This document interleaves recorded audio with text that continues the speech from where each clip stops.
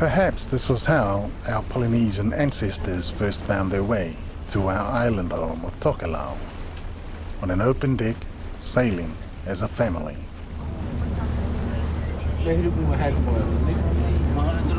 We all grew up believing that our tiny atoll in the Pacific was the center of the universe. In fact, Tokelau is about as remote as it's possible to be.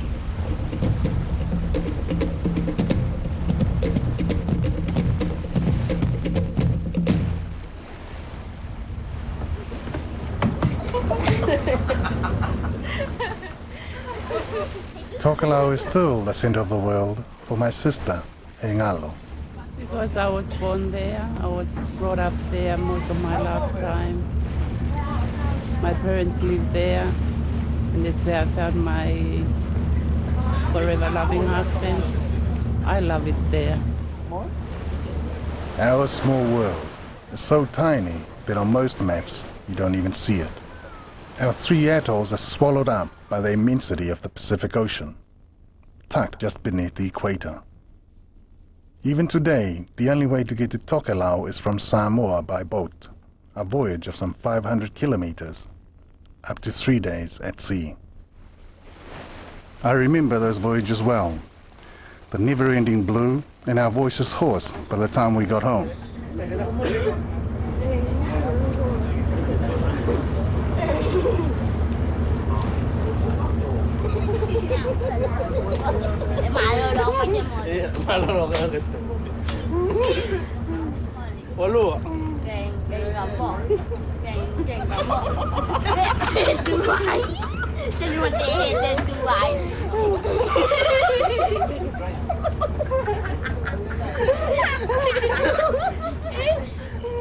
It's a trip Hengala and I made often as children, returning home after being sent away for an education.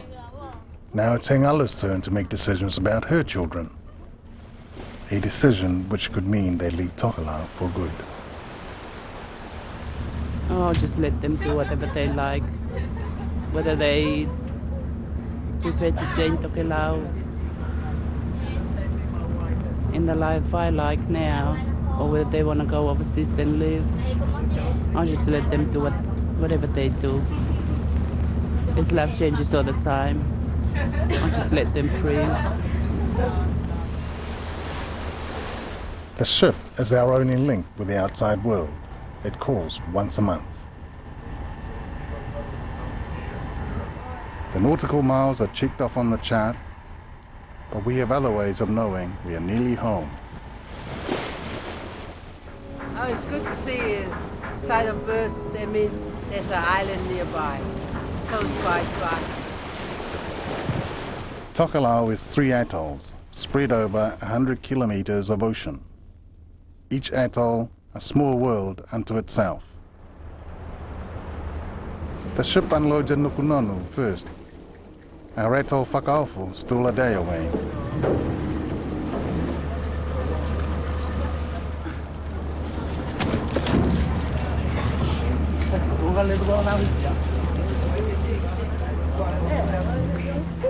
There are no airstrips on any of the atolls, no harbour or even safe anchorages.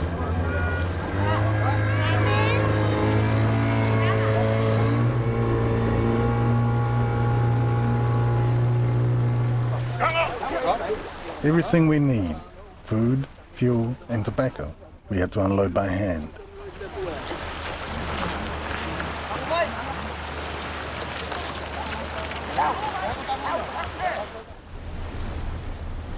Next stop, Whakaofu.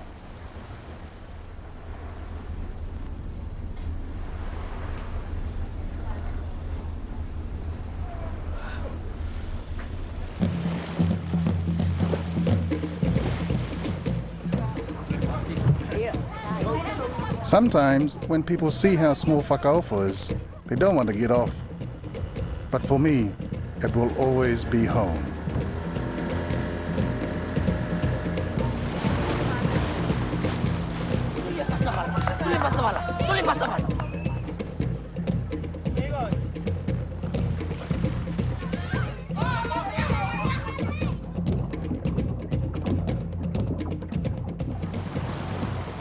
This is our atoll, Whakaofo. Not very big, and of all the islands dotted around the lagoon, my ancestors chose one of the smallest for our village, Whale. No bigger than 5 football fields.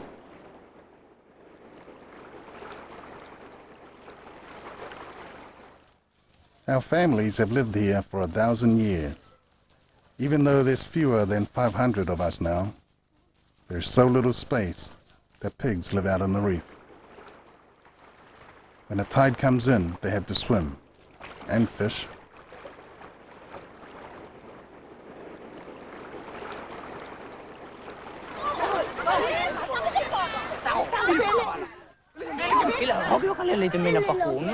So small, so far away, ours is a precarious existence. But the biggest challenge we face is how to give our children a good education without losing them to the outside world.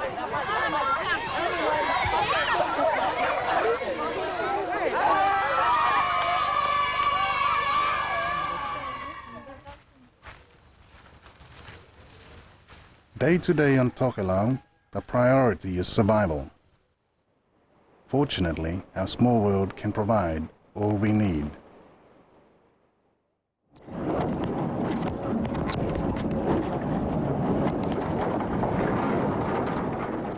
Beyond the outer reef, yellowfin tuna take the lines. There are only a few minutes just before dawn when they bite. Once the sun rises, the fishing is over. At low tide, you struggle to get back home. There's barely even a channel into the lagoon. The atoll is almost completely enclosed by the outer reef. There used to be a beach here, but to protect the village, we built seawalls out to the edge of the island. We had to like living close to one another.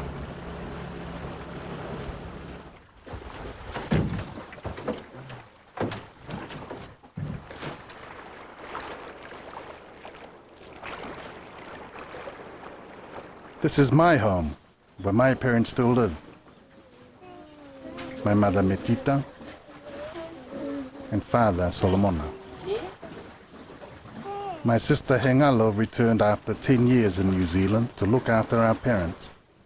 They in turn helped look after her children.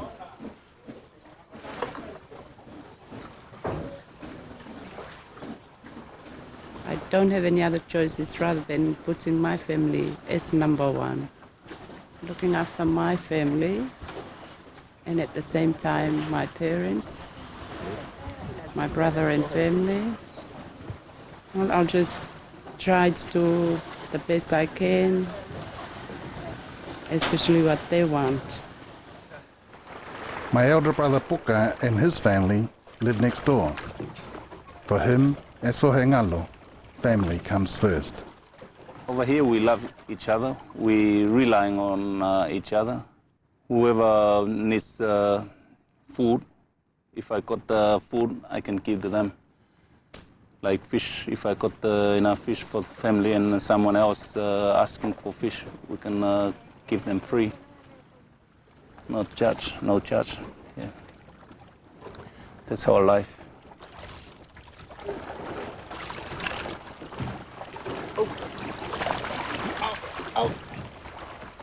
The priority on Tokelau is always the next generation. Not just their survival, but their education.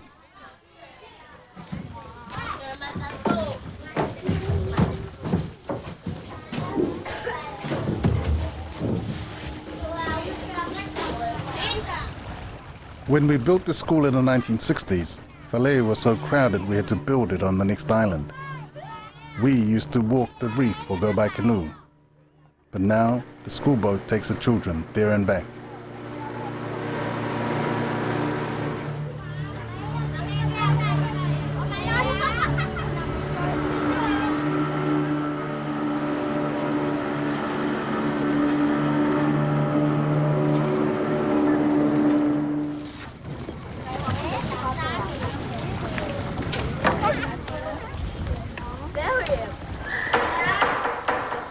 The school only goes from the little ones up to Form 4.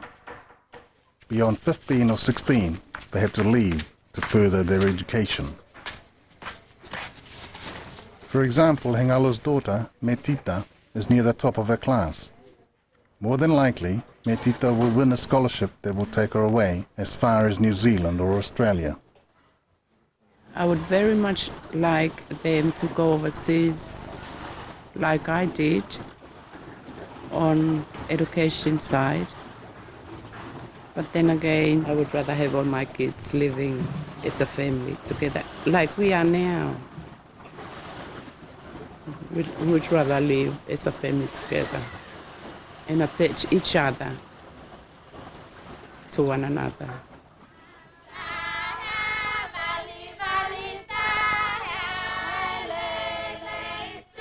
Attachment is much about the family as it is the village. Te Hokatokelau. It is the Tokelau way.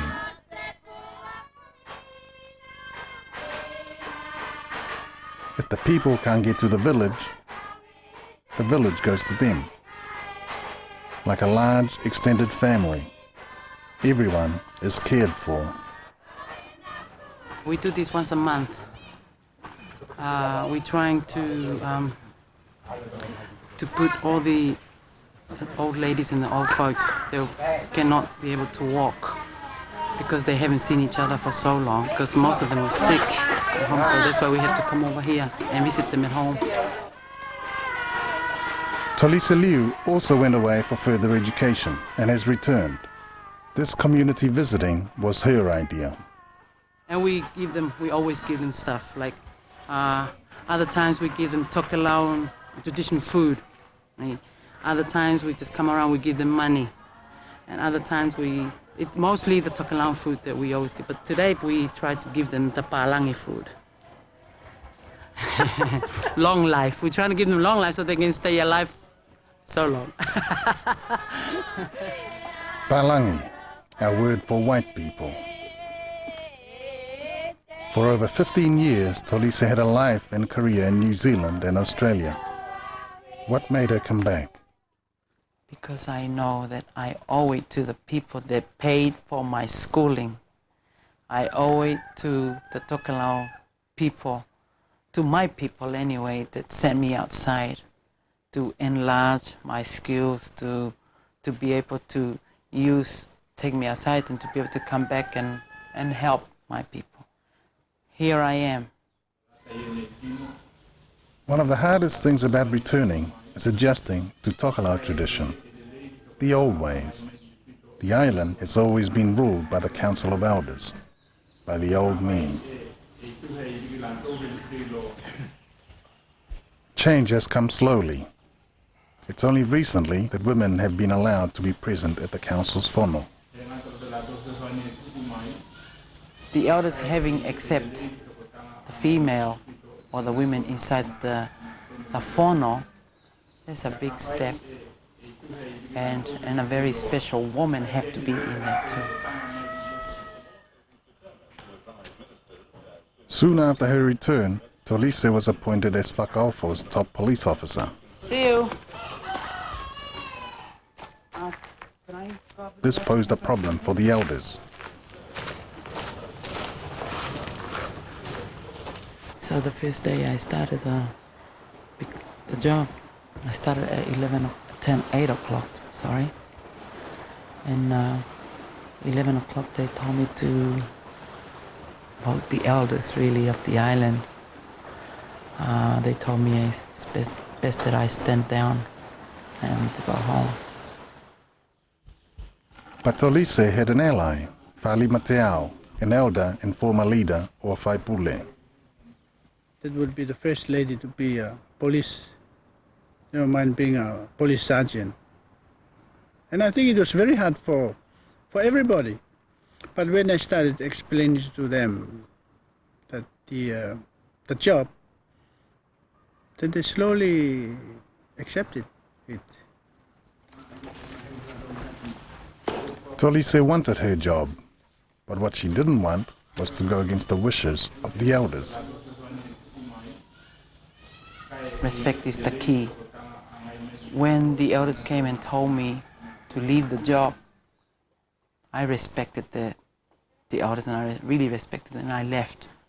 I never fought back.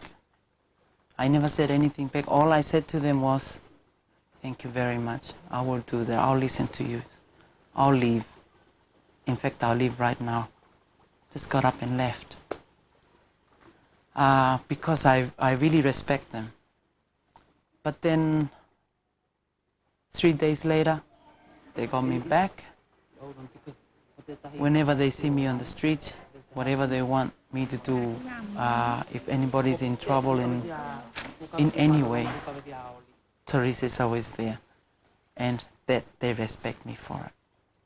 I think they have realized the mistake they made because they refused her in the first place.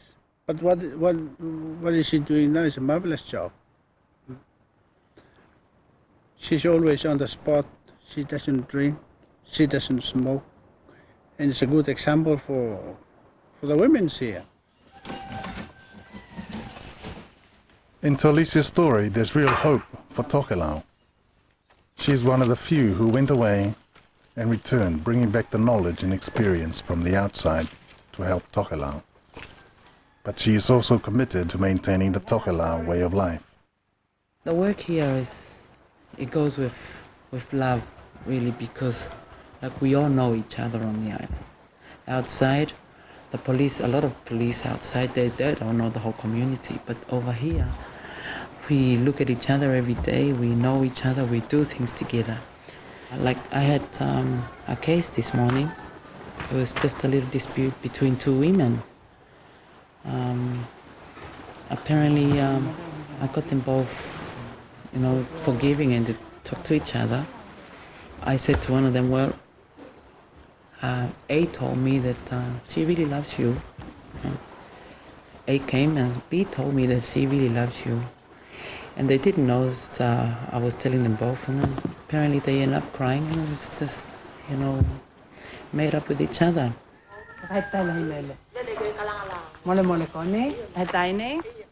We have no jail, and that's one thing we have high hope for, is to keep jail out of the islands, meaning having no jail, no crime, to try and keep everybody happy. Keeping everyone happy and busy. The elders make sure everyone has a job to do. The village based its system from the family life, because in a family we have specific job for everybody. The children have job, the man has a job, the women has a job, and we work as a team. Whether it's men's work or women's work, everything is decided by the weekly meeting of the elders. The elders look after the village. They come and discuss things. The main issue is there enough food for the village, because in the village there are widows, there are fatherless, there are motherless children, and it's their job to look at them. These, however, are the small decisions for Whakaofo. The big challenge is how to create a future for Tokelau that young people will want to return to. Galway O'Brien is the current Whaipule, the elected head of the island. He has been away himself and come back, and is well aware of the problem. It's very hard to attract the people, the young people, educated people back to on Tokelau, unless you make the place good, and the people want to come and stay here. Plus, you have to offer them some reward. Otherwise, it's pretty hard to stop them, to make them come back. The goodbyes began in the 1960s. The New Zealand government offered scholarships for young Tokelauans to study overseas. The elders told us, he mahua ma Tokelau. Go away, catch the fish, and bring it back.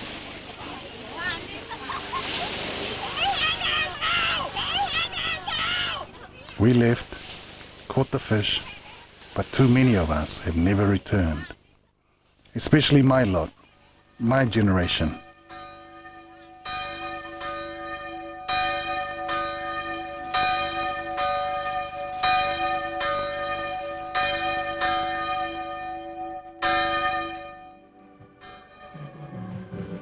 You can see the gaps when we congregate. The ones that are missing are my generation. Not enough hengalos, tolises, and falimas have returned.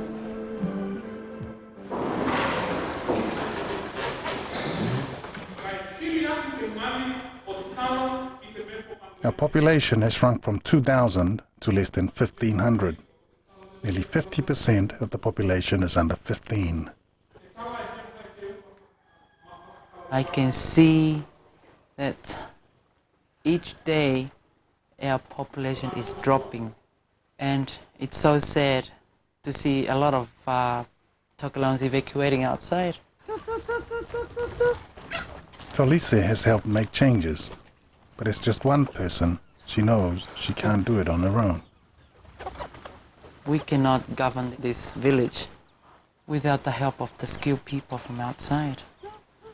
Mostly I'm really requesting for the skilled Tokelauan people outside, students, people, whatever, whoever. We really need those. If they do have, love to come back to where they started from, I like to see that happen. Let's go. As well as being Tokelau's first female police officer, Tolise is also the first single woman on Tokelau to adopt a child. I don't know why I like doing things the first, but somehow the elders and everybody on the island, they do accept it because it's personal. Tolise is beginning to appreciate the dilemma that all parents face on Tokelau. If she wants the best for her son Reese, she may have to leave again. Bye, Tata. Bye-bye. I like to take my son outside for education. How can I see my son coming back to Tokelau? I think I can see it. I will talk to him a lot about the island. I will talk to him a lot about my background and how the island people need a lot of people, skilled people on the island. And I know I will make my son. I know he will listen to me, and I know he'll come back. Puka was the only one in our family who chose not to leave Tokelau for further education.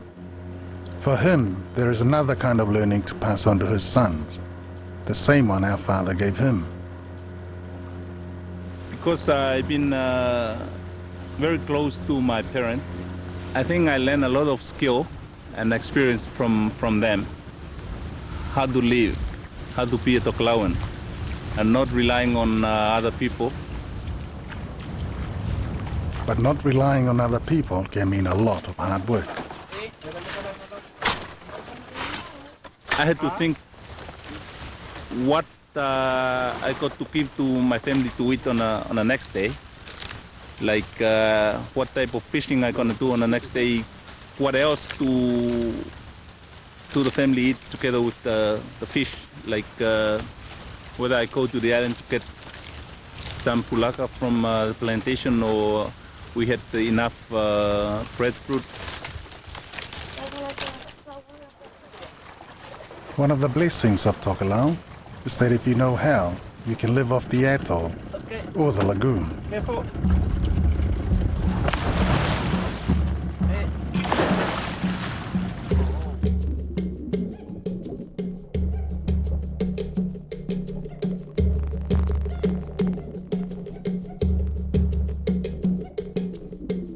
Clams are a special delicacy.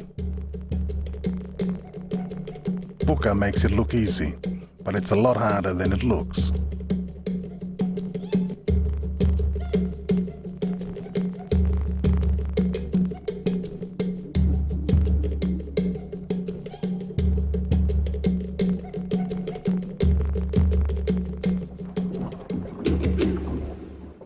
For Puka, this is not just about getting enough to eat. It's about keeping the old ways alive. I don't want to forget the knowledge or the skill which my father had, mainly the traditional skill. For example, I believe my older brother, they don't know how to build a traditional house or build a canoe or drive those boats or to be a fisherman. And I'm sure they are relying on me. So it's good for them to come back. I'm here waiting for them to help them. We are relying on Puka. It is comforting to know he will always be there.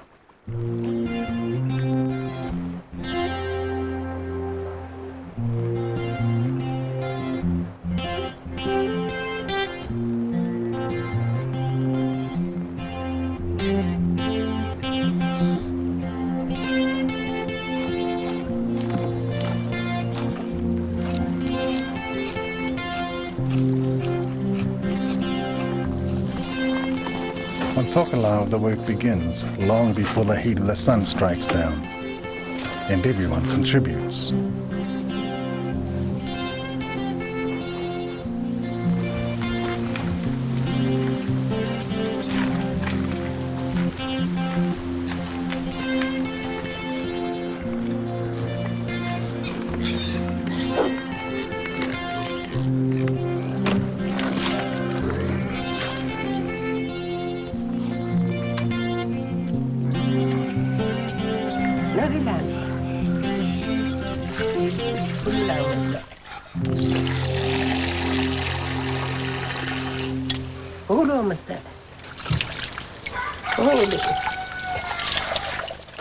Hingalo rises early to prepare the food for the day.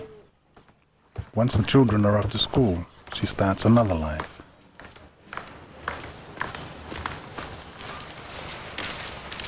She has a full-time job with the Tokelau Public Service, the TPS. Her education in New Zealand helped her get the job as finance officer on Whakaofo. But not everything she learned in New Zealand helped her when she returned to Tokelau more than 20 years ago.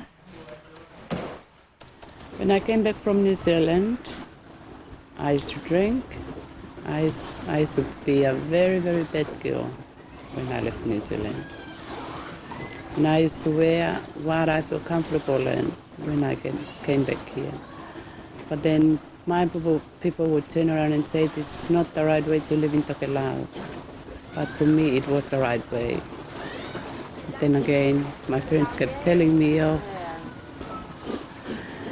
And they would say nasty things that would really hurt my feelings. So I sit down and think of only two options, either to please myself or to make them feel happy. So I decided to disregard all my feelings that I had come back with from New Zealand. And now I'm used to it. I just need to make my parents happy and listen to what they want me to do. Tell me, what was code number to Wellington?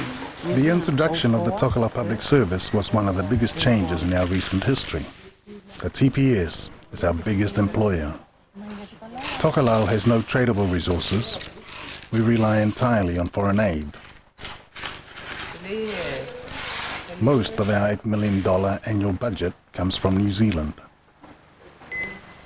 We were one of the last places on earth to embrace the cash economy. When cash economy came in, the voluntary work started to disappear. Because before money came in, people were doing things voluntarily. No pay, no money involved. When the TPS came in, then people started to look at, oh, these people are getting paid for what they do. Why shouldn't we get paid for what we're doing? After all, we are working for them too. We go fishing and come and we give them fish as their share, as their inati. So it really affects our system here. Oh, takeaway, you got takeaway. Oh, yes, please. We have had a shop since the first traders came in the 19th century. The store carries the kind of goods you would find in your local supermarket. 70, 15. Our greater access to imported food has had a big impact on our people. Yep. Yep.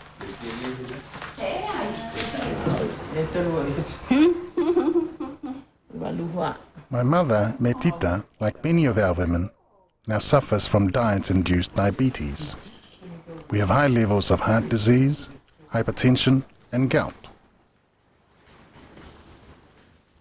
Convenience shopping has also affected our work ethic. I don't know whether I might say that people are getting lazy or what. Yeah, as what I remember on those days when I was young, every weekend, all the families had boats to come to the island to get food from the island, each family.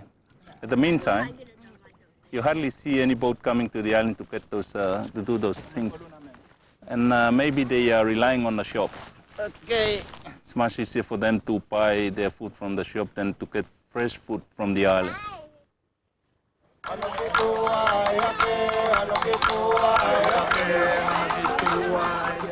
But there's one activity that everyone is involved in: team sports.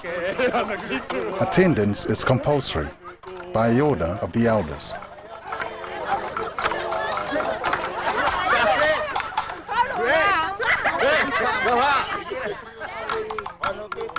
The marching tradition dates back to the Second World War.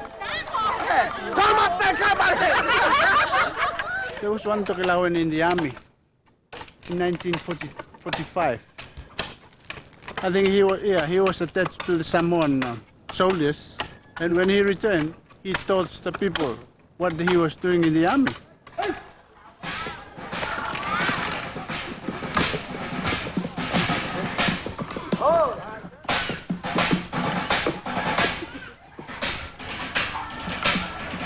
And creating our artillery is a very serious business.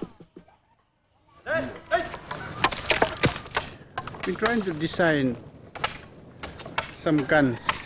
The problem is we don't know what design we should take, whether the American ones or the Russian ones or the French ones. The elders carve the rifles. Not so long ago, the same skills were used to carve canoes. This was the Tokelau they knew when they were young.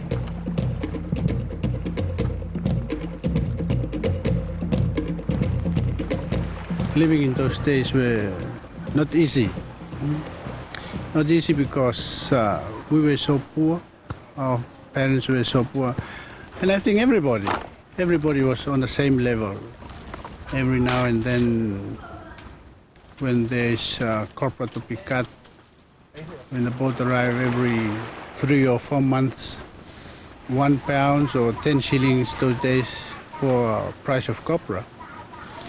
Somebody is lucky to get a sack of rice. And I think one of the hard part of our life is trying to get survive. But we were lucky because there were so many fish, plenty fish around. So this is our main diet, just fish. And my father was a very good fisherman too. Those days of the 1950s and 60s are long gone. Canoes have given way to aluminium dinghies, and Tokelau has gone global. We now have a modern telecommunication system. From our whale, my mother can call anywhere in the world.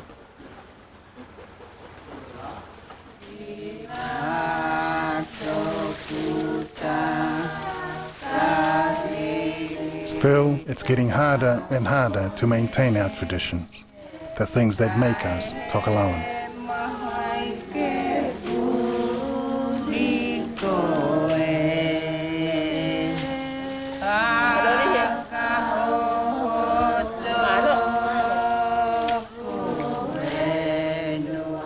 how the tokelau is wired, there's no turning back.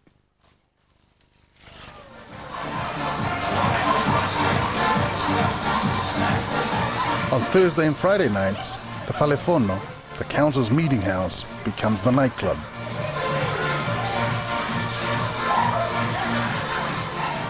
It's hard to tell what's Tokelauan and what's from elsewhere.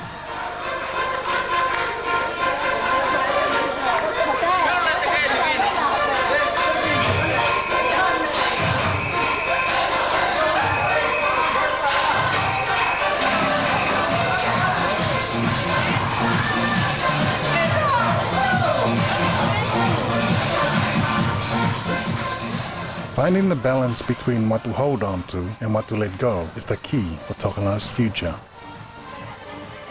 Tokelau should be modernized rather than westernized. Because I think if we modernize ourselves, a lot of our people would like to come back. If we stick to our way of life too much and we talk about our customs, and there are some things which will slow down our development. But if we can accept things from outside, accept things so that we go together with the world.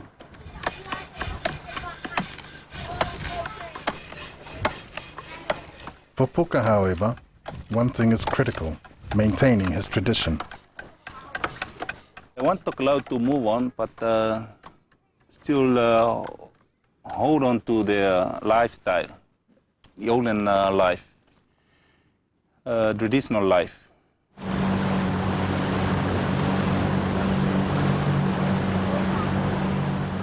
Puka will ensure that no matter what the future holds for his sons, they will have the knowledge that our father passed to him.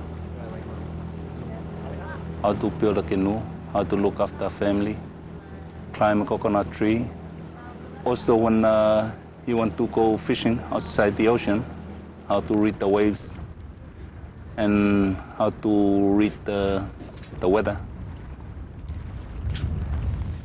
Because out of our family, Puka is the only one left who can teach our next generation how to be truly Tokelauan.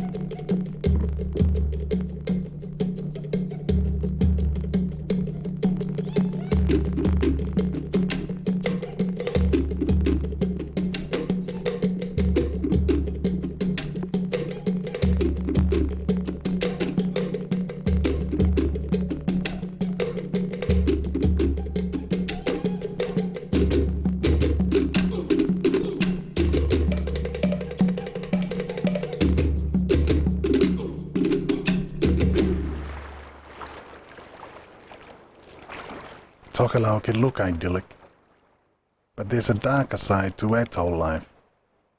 Our village is only a few meters above sea level. We're vulnerable.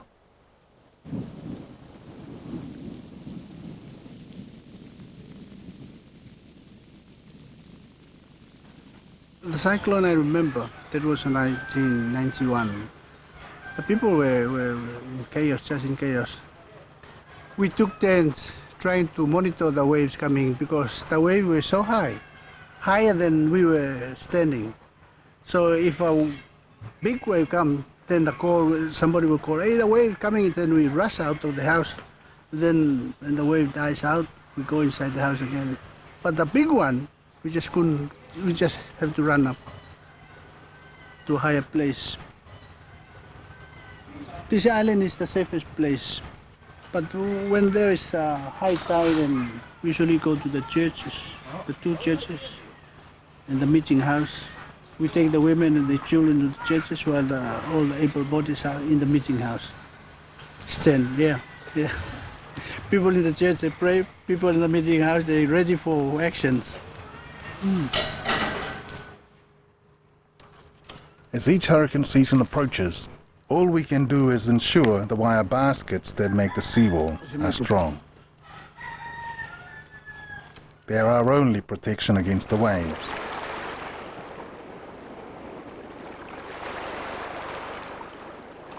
When there's a cyclone on the island, we must fix it ourselves.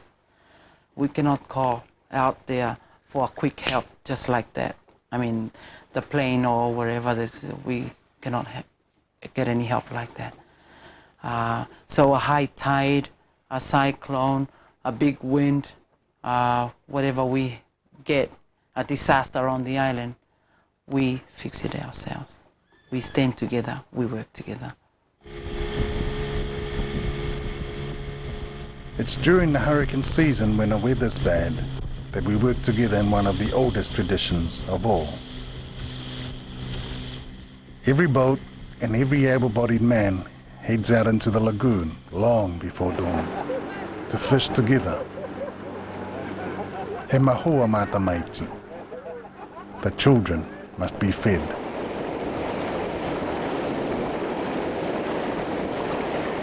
The men are in two groups. At the southern tip of the atoll, one of the groups begins a long walk around the reef.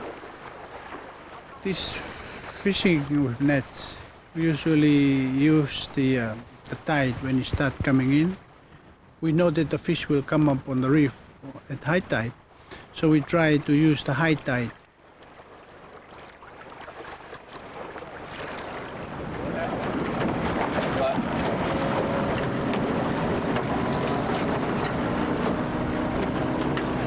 When all the men come together, the real fishing begins. Usually we have two teams going on different sides and coming and meet at one end and trying to push all the fish to one side where the net is. We'll be waiting.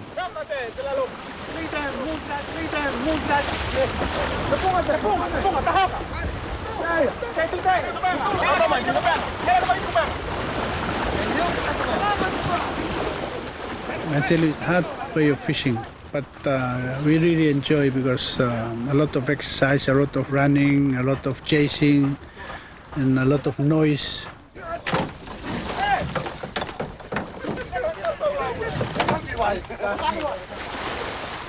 The net is set not once, but many times, as the cold rain beats down until late morning. There must be enough fish for everybody.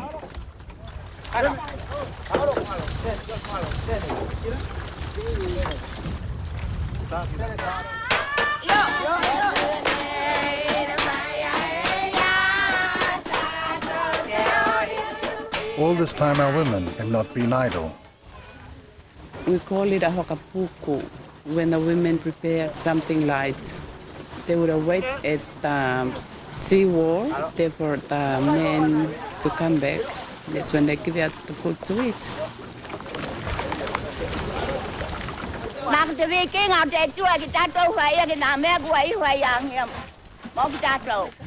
We're just thanking the man for the fishing, and he apologized if the food is not enough. The women, they would try and put some really nice gloves on. They would put some flowers on their hair, make them beautiful, and they would spray themselves with good perfume so the men would smell a nice smell.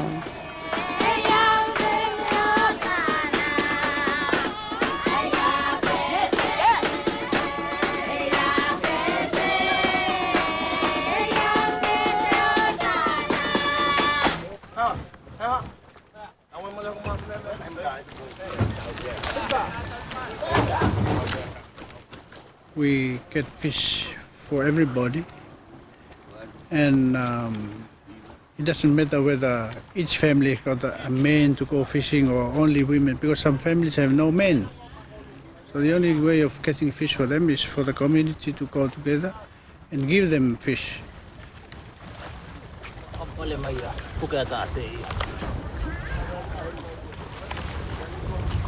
Each family doesn't have the same amount of people in the family. So we have to distribute the fish, whoever got the big family, they have the big They must have the big share.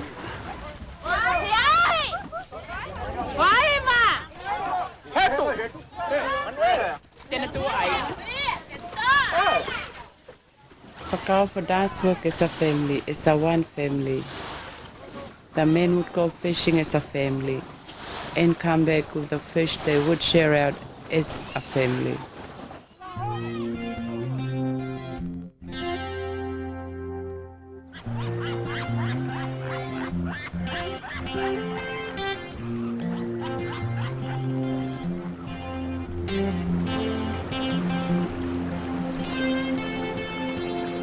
It's a long day when you begin at 4 a.m. And at the end of every day, there's still the pigs to feed, even before the family.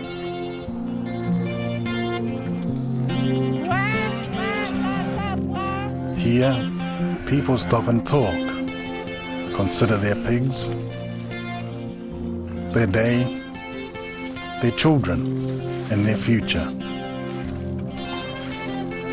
A place on the island where they can pause and watch the sun fall over the sea.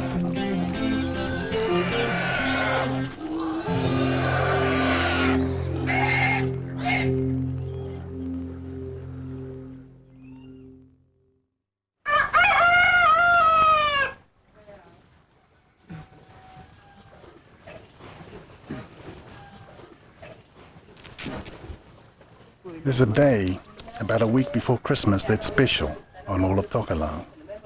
We prepare very carefully for it.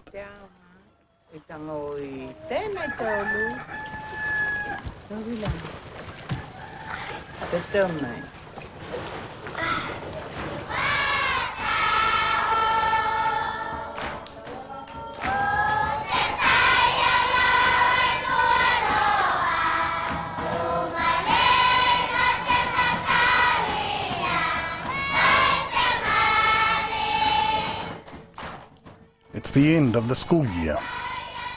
The prize giving is not only a time for celebration and thanks. It brings with it the realization that for some children, it would soon be time to leave home.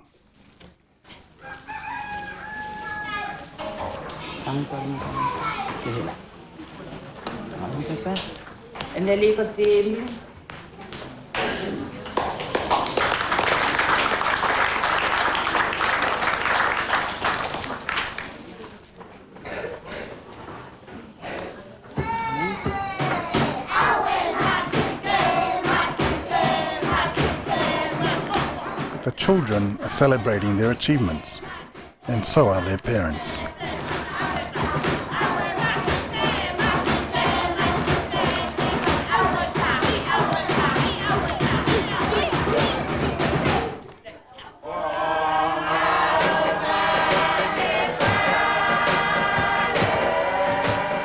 But when it's the turn of the parents to respond, the words of the song they choose are tinged with sadness.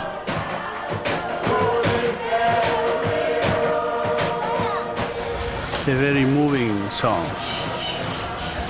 A song between parents and child saying farewell.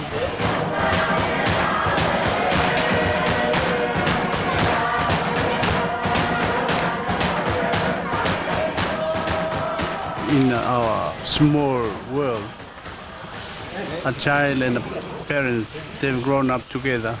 They've never been away from each other for the whole life. So when the child is going away, it's a big thing for the parents, and it's a big thing for the child too. When we separate for 1 year or 2 years or 3 years or even 10 years.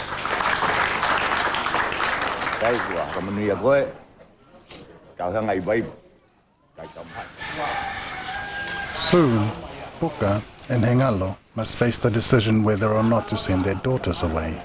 To send them away, to catch the fish, and wonder if they'll bring it back. Lania, Puka's eldest daughter, is top of her class. I'm thinking of my family to be together all the time. If they know that I've been good to them. They always like to be with us together.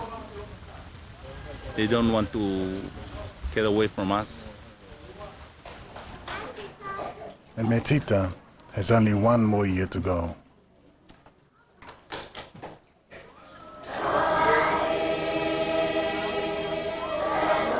I don't think my daughters will stay away if they do get a chance to go overseas for school. My daughters will always be attached to their mother and father.